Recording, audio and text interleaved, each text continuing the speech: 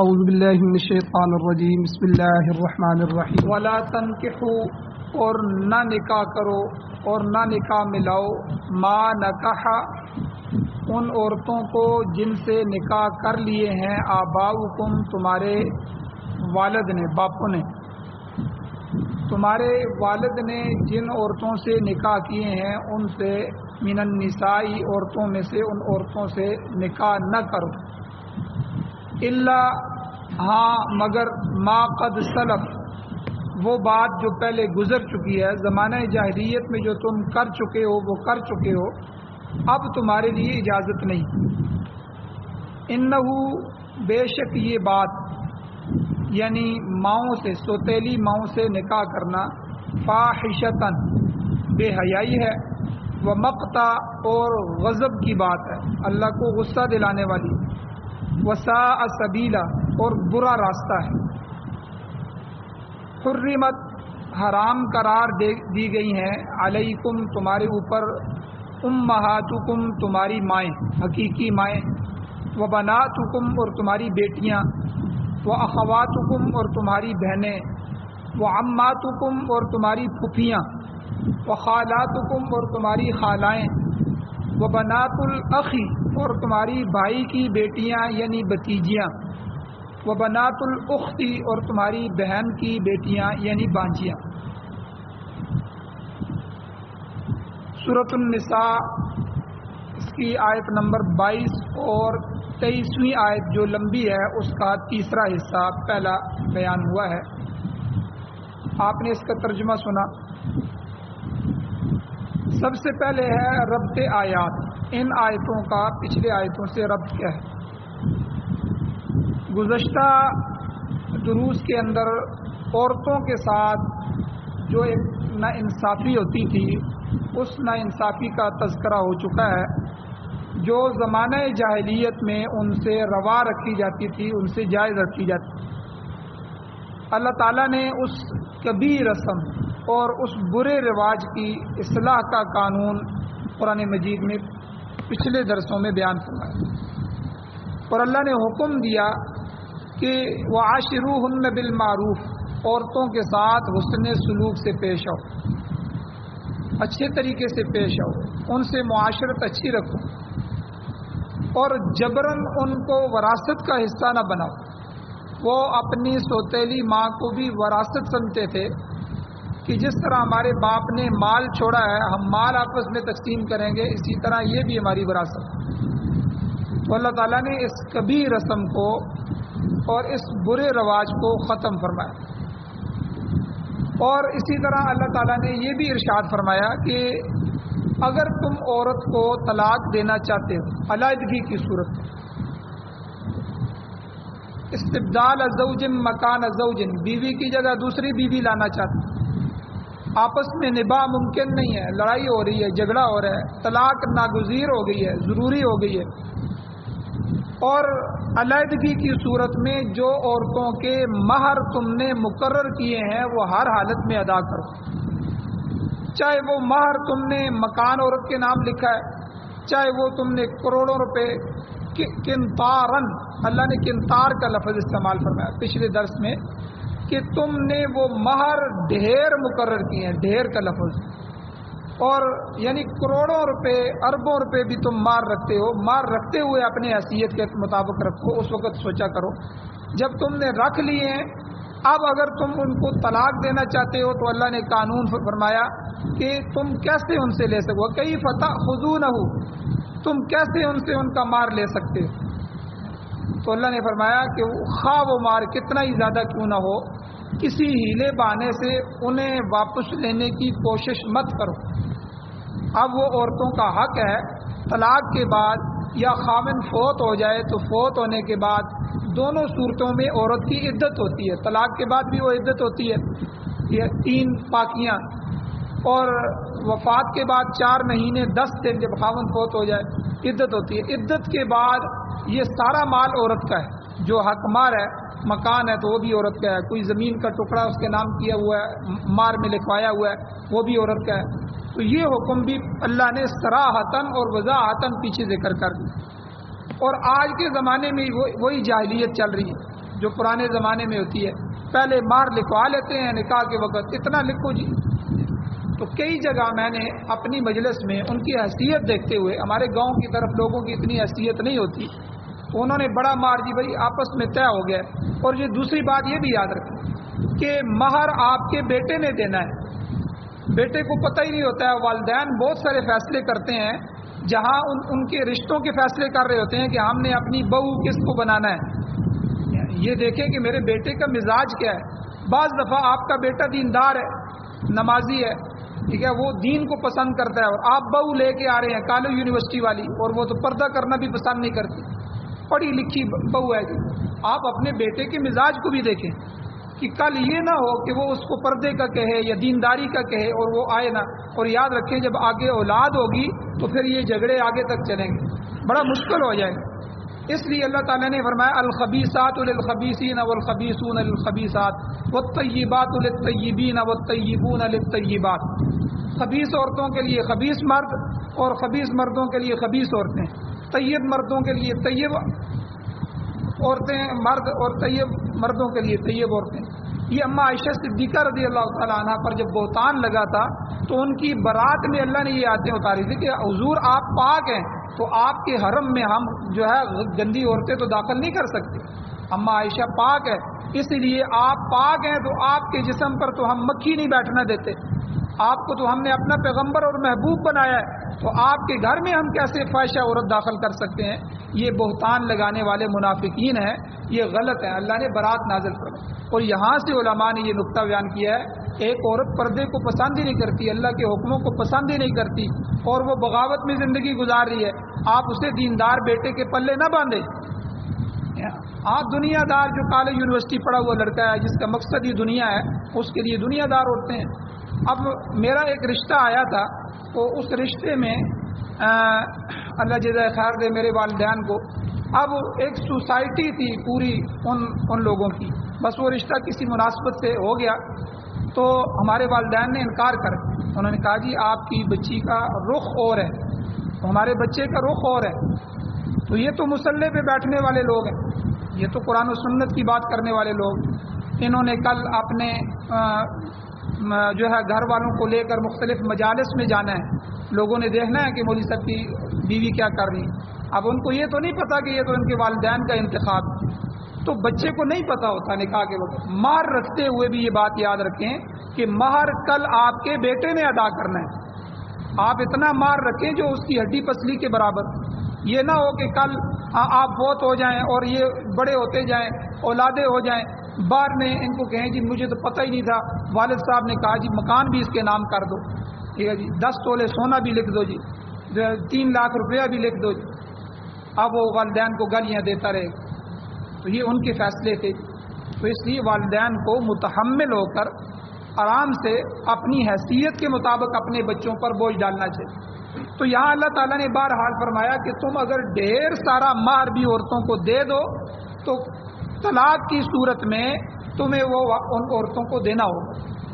آج ہماری عدالتوں میں جا کے جھگڑے دیکھو، جتنے بھی جھگڑے ہیں وہ اسی بات پہ چل رہے ہیں، طلاق ہو رہی ہے، اب خاوند کہتا ہے میں خرچہ دینے کے لیے تیار نہیں، بچوں کا خرچہ نہیں دیتا، یا جو ہے وہ مکان جو لکھے ہوئے ہیں میں وہ نہیں دیتا۔ تو اس لیے یاد رکھیں یہ اللہ تعالیٰ نے ہماری اس میں بھی اصلاح فرمائی۔ تو بہرحال اس کی تفصیل پیچھے دروس میں گزر چکی ہے۔ اب آج کے درس میں اللہ تعالیٰ نے نکاح کے ہی متعلق بعض دیگر جو قباحتیں اور برائیاں ہیں اللہ نے ان کا تذکرہ فرمایا ہے، جو نزول قرآن کے وقت زمانے میں اس زمانے میں عربوں میں پائی جاتی تھی۔ چونکہ دیکھیں صحابہ کرام میں شراب، پہلے وہ عرب تھے شراب پیتے تھے، اسلام میں آ کے 3 مختلف کیٹیگریوں میں شراب کو حرام کیا گیا۔ اسی طرح بہت سی برائیاں تھیں، ان برائیوں کو اسلام نے آ کے ختم کیا۔ بچیوں کو زندہ درگور کرتے تھے، یہی وہ عرب تھے، لیکن جب اسلام میں آئے تو اسلام نے منع کر دیا، بچی کا مقام سامنے لے کے آئے، بچیوں کی محبت والدین کے دلوں میں ڈال، بچیوں کا مقام متعین کر دیا۔ اسی طرح عورتوں کو حصہ نہیں دیتے تھے، وراثت سمجھتے ہیں عورت کو کیا وراثت دینی ہے، قرآن نے عورتوں کے حصے مقرر فرما دیے، عورتوں کے مقام کو سامنے کر دیا، اور بار بار عورتوں کے بارے میں احکام نازل فرمائے۔ تو اللہ تعالیٰ نے جو ہے اس معاشرے کو مینٹین کرنے کے لیے تمام قوانین جو مساوی قوانین ہیں، جو ان کے حقوق ہیں، اللہ تعالیٰ نے ان کو بیان کیا۔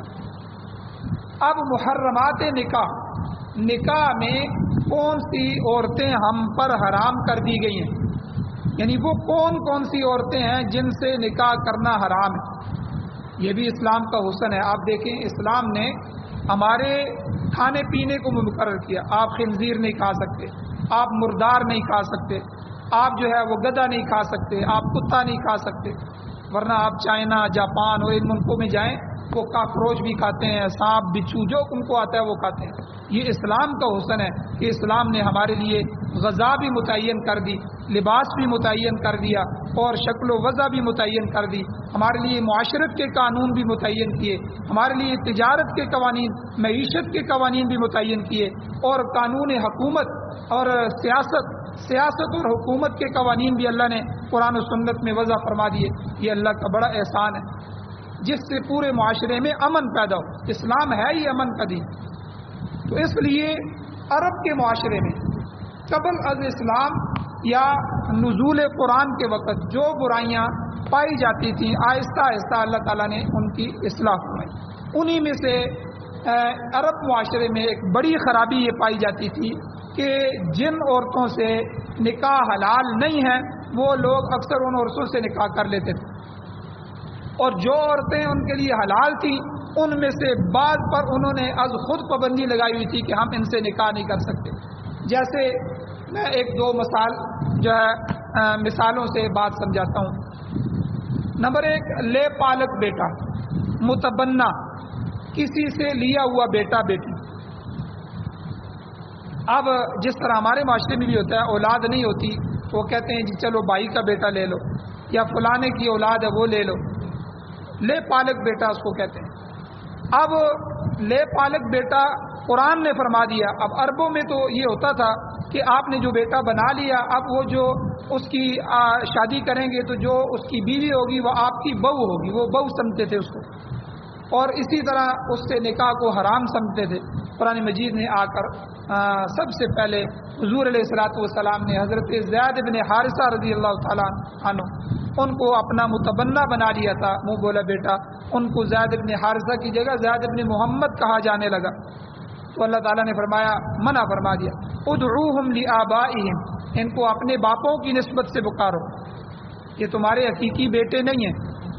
تو یہ متبنہ والا رشتہ اللہ نے ختم کر دیا کہ بھائی اس سے جو اس کی بہنیں ہوں گی اس کو پردہ کرنا ہوگا، اور آپ کی وراثت اس کو نہیں جا سکتی۔ یہ سارے مسائل اس میں آئیں گے۔ تو جو بیٹا آپ لے کے پالتے ہیں وہ آپ کا حقیقی بیٹا نہیں ہے، اور حقیقی نہیں ہے تو اس لیے آپ کے مرنے کے بعد جس طرح آپ کے حقیقی بیٹوں اور بیٹیوں کو وراثت جاتی ہے، اس کو وراثت بھی شریعت کی طرف سے نہیں جائے گی، اور اسی طرح وہ آپ کی جو بہو اس لے پالک بیٹے سے ہے وہ آپ کی حقیقی بہو کی طرح نہیں ہے۔ اگر وہ فوت ہو جاتا ہے تو آپ خود اس سے رشتہ کر سکتے ہیں، یہ نہیں ہے کہ آپ والد کی جگہ ہیں۔ تو یعنی حقیقی بیٹے کے احکام نہیں ہے، شریعت نے اس کو ختم کر دیا، اور عربوں نے اس کو اپنا حقیقی بیٹا بنایا ہوا تھا۔ یعنی یہاں رشتہ جائز تھا لیکن وہ اس کو ناجائز کرتے تھے، یعنی بہت سی حلال چیزوں کو اپنے اوپر حرام کیا ہوا تھا، اور اسی طرح بہت سی حرام جہاں ناجائز تھے اس کو جائز کیا ہوا تھا۔ جیسے یہی سوتیلی ماں کا ہے کہ سوتیلی ماں کو اپنی مال وراثت میں سمجھتے تھے اور اس پر قابض بھی ہو جاتے تھے، اور بعض دفعہ ان سے نکاح بھی کر لیتے تھے۔ تو چنانچہ آج کے درس میں یہ اللہ تعالیٰ نے ذکر فرمایا ہے کہ سب سے پہلے اللہ نے اسی مسئلے کو واضح فرمایا، اور اس کے بعد پھر دیگر جو محرمات نکاح ہیں، وہ عورتیں جن سے نکاح کرنا حرام ہے، اللہ تعالیٰ نے ان کا ذکر فرمایا، اور جو ہے بالوضاحت فرما دیا، تفصیل سے اللہ نے ذکر فرمایا کہ دیکھو کسی مسلمان کے لیے کون کون سی عورتیں ایسی ہیں کہ جن سے نکاح جائز ہے اور جن سے نکاح جائز نہیں ہے، ان کو ذکر کر دیا، ان کے علاوہ جتنی بھی ہیں ان سے نکاح جائز ہے۔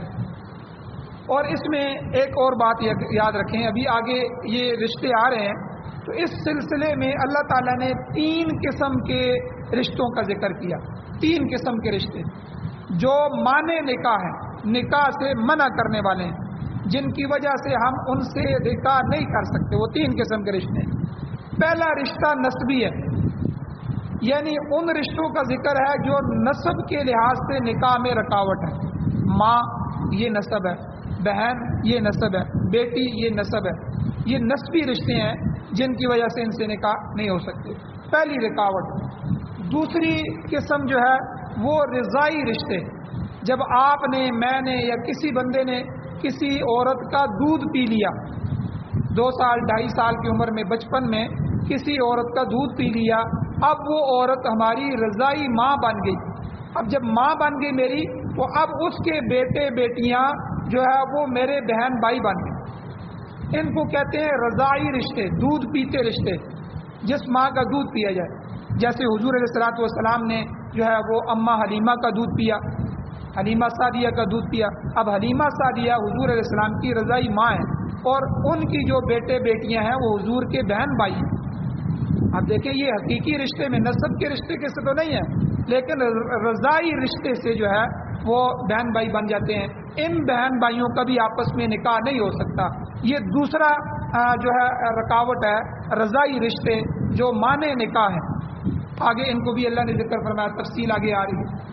تیسری قسم کے جو رشتے ہیں جو نکاح میں مانے ہوتے ہیں، رکاوٹ ہوتے ہیں، وہ مصاہرت کی وجہ سے ہوتے ہیں. حرمت مصاہرت یعنی سسرالی رشتے. جب آپ کا نکاح کسی جگہ ہو گیا، اب آگے جا کے وہ آپ کی جو سالی ہے، ٹھیک ہے، اس کو آپ اپنی بیوی کی موجودگی میں نکاح میں نہیں لا سکتے. اب یہ رشتہ حرام ہو گیا. اب جو ساس ہے وہ پہلے اگر جو ہے اس سے نکاح کرنا چاہتے، اگر اس کا خاوند فوت ہو چکا ہے تو آپ نکاح کر سکتے تھے، لیکن آپ نے اس کی بیٹی سے نکاح کر لیا، اب وہ آپ کے ماں کے درجے میں آ گئی. اس کو کہتے ہیں رشتے حرمت مصاہرت.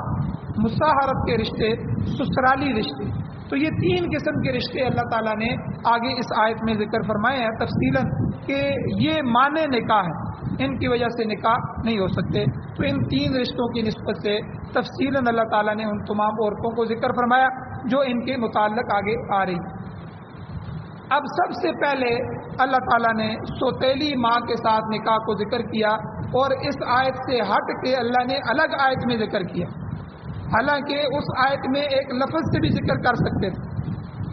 اللہ تعالیٰ نے ارشاد فرمایا وَلَا تَنْكِحُوا، تم نکاح نہ کرو، ما نکح آباؤکم، جن سے تمہارے آبا نکاح کر چکے ہیں، من النساء، عورتوں میں سے، جن سے تمہارے والد اور باپ نکاح کر چکے ہیں، ان عورتوں سے نکاح مت کرو، ان کو اپنے نکاح میں مت لو، وہ تمہارے لیے ہمیشہ ہمیشہ حرام ہو چکی.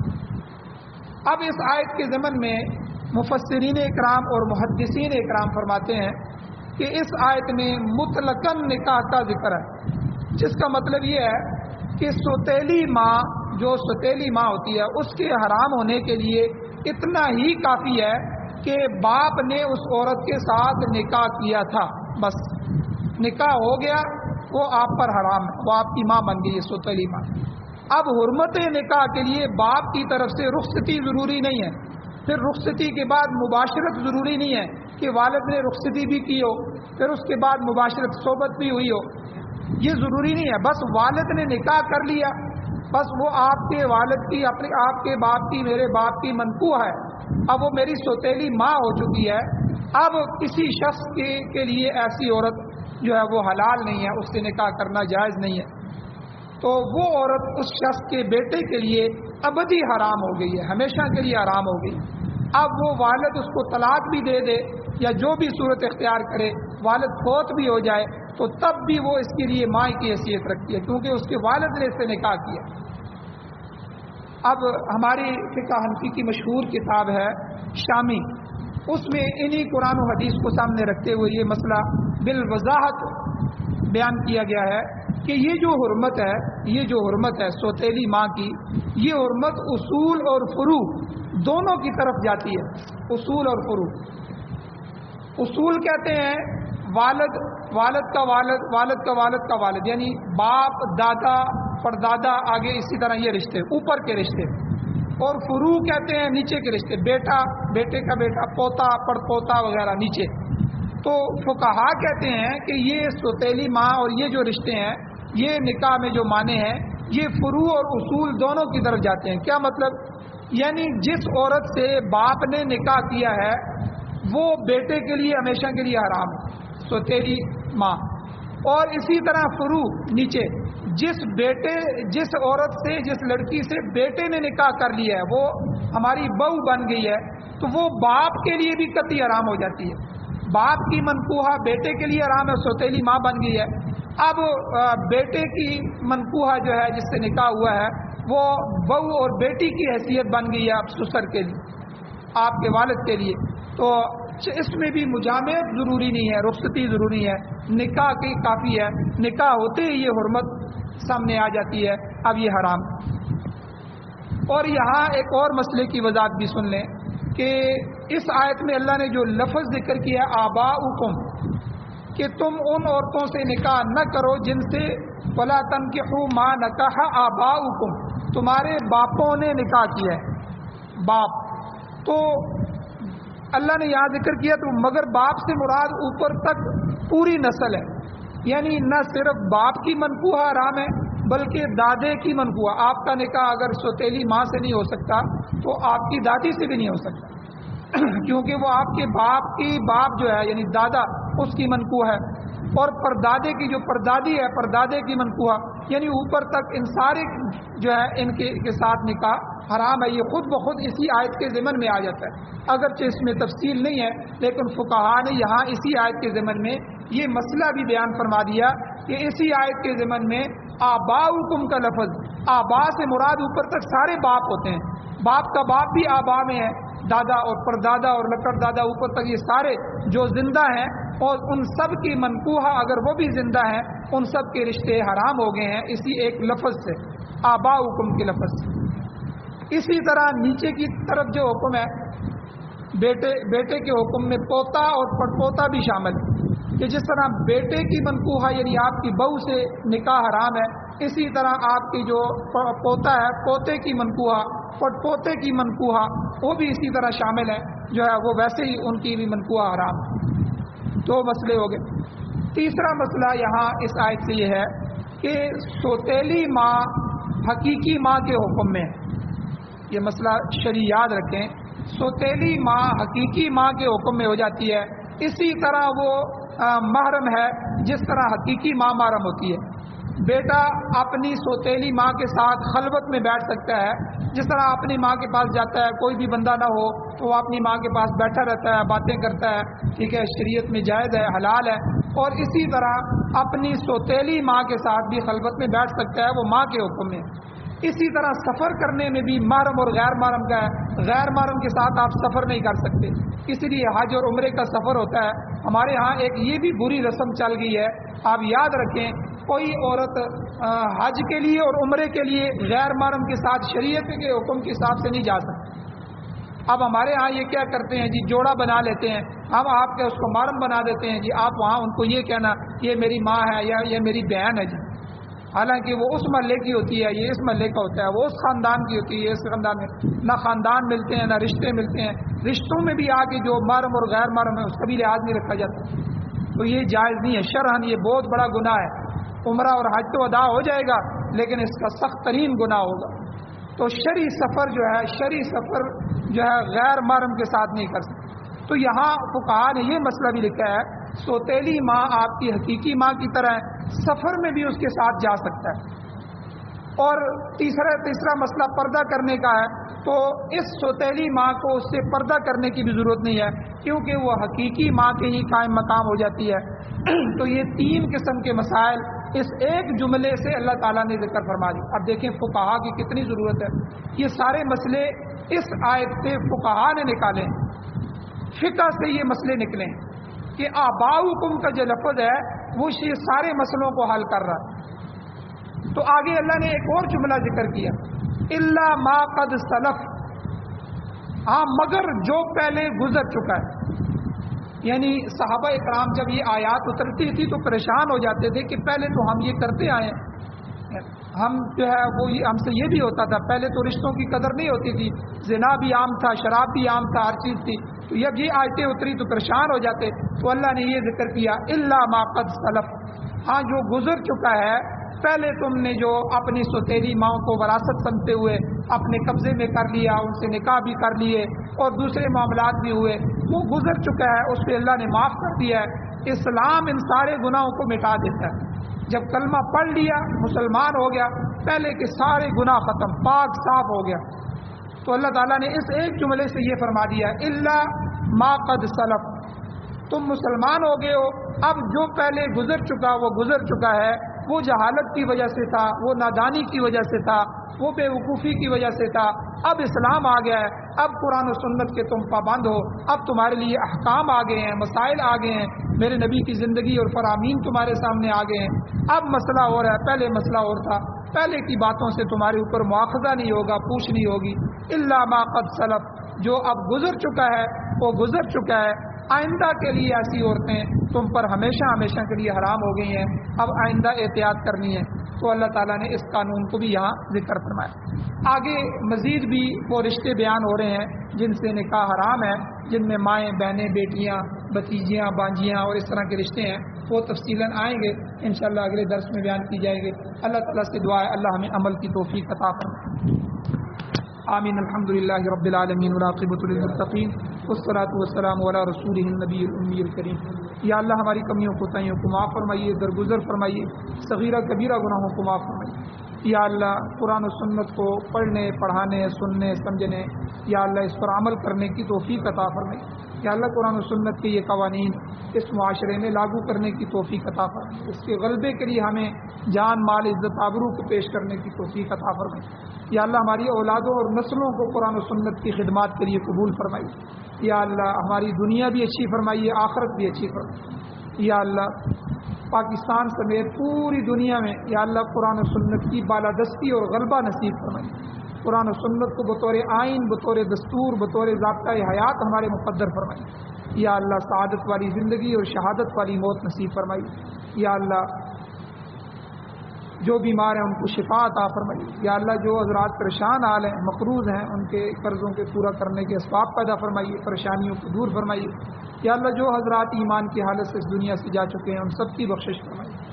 یا اللہ ہماری دعاؤں کو محض اپنے فضل و کرم سے قبول فرمائیے۔ صلی اللہ تعالی علی خیر خلقہ محمد و آلہ و صحبہ اجمعین برحمتک یا ارحم الراحمین۔